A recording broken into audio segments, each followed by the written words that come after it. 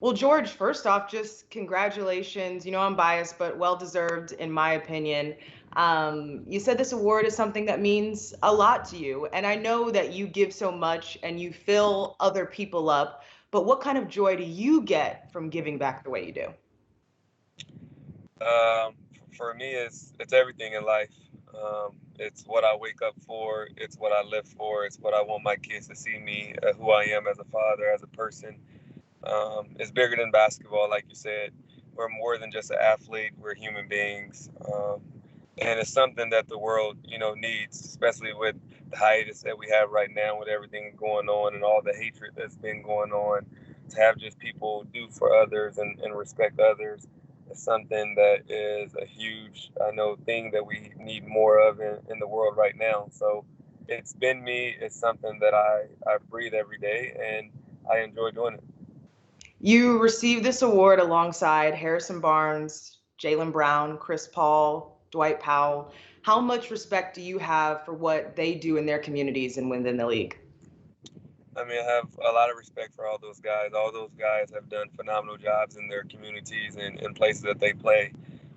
So just to win this award is amazing with those guys, but we can't even count the numerous other guys who are doing phenomenal jobs in what they do in their communities in the state that they play in that may not been getting the recognition that they have. So we have to tip our hats off to everyone that haven't won it that are still doing phenomenal jobs to keep doing what they're doing. So, but to finally, like you said, to win one and to be a part of just the history itself and the bubble and COVID and all that stuff, um, it means a lot. This is like my championship.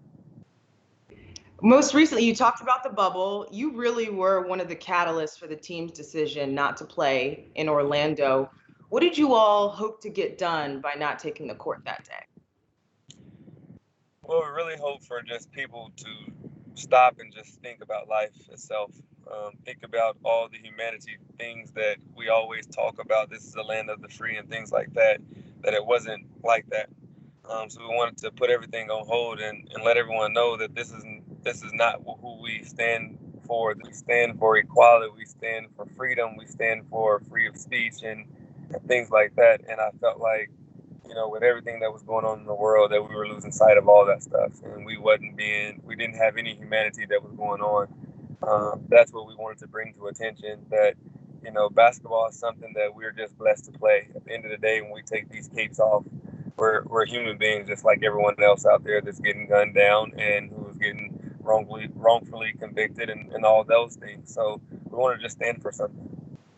And for those who really follow your journey, George, they know that your impact goes way beyond the bubble. In the last 6 months, I can just go down the list between donating during the pandemic, helping open a school in your hometown, mentoring people. You're a leader among your teammates. But the story that I always tell about you is the fact that you have these daily acts of kindness, whether it's opening the door for somebody, buying a stranger a meal. So, why is it important for you to have an impact, not just doing the big, extravagant things, but the smaller, impactful gestures too? I don't know. It kind of like fills my cup. Um, everyone, all the old saying is is your cup half full or half empty type thing. Well, you know, something that Coach Pop always said when I came in as a rookie was try to fill that cup up as much as possible by doing good deeds. And just like the other day, me and my family and friends went out to a steakhouse here. I think it's called Bragio's or something like that here. But there was a nice couple that were out on a date. It was two couples out on a date, and they were having a good time. And I don't know, something just in my gut told me to pay for their bill. Like I didn't know their bill was going to be $500, but something in my gut told me to pay for that bill. And they're asking the waiter who it was, and the waiter's like, I can't tell you. And I'm looking at them to see the smile on their face, and they're like, man, God is good. God is good.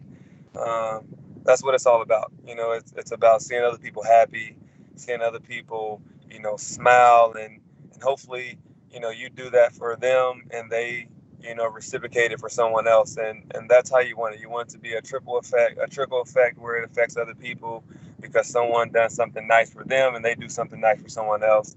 And at the end of the day, that's what the world needs. And that's how my cup stays full.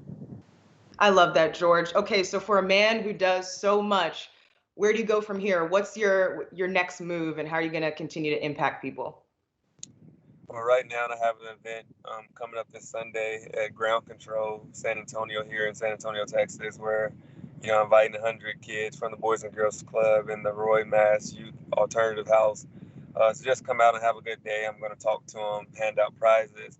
But a lot of these kids don't even have parents. A lot of these kids come from single parent families and things like that. But to give them a chance to show them that we're all human.